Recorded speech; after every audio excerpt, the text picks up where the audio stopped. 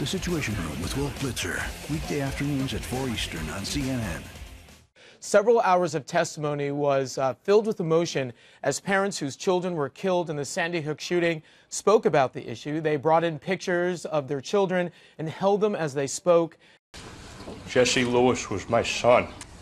He was a victim in Sandy Hook. He was my son, he was my buddy, he was my best friend. And I never thought I'd be here speaking like this, asking for changes and on my son's behalf. And I never thought I'd be laying him to rest. The happiest day in my life was the day he was born. He's my only son, my only family. And the worst day of my life was the day I had when this happened and I buried him. It shall not be infringed. All right. Haslam, please continue with it.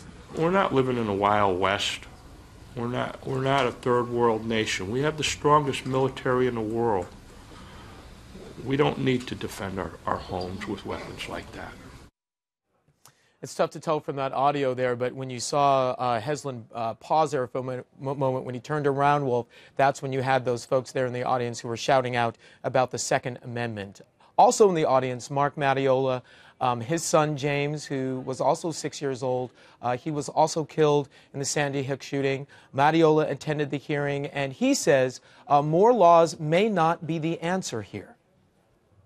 How do we expect to have any impact on a society and say we're going to pass a law? Hey, this is inexcusable. We can't allow any more of this. Let's pass a law that will change the course of the future.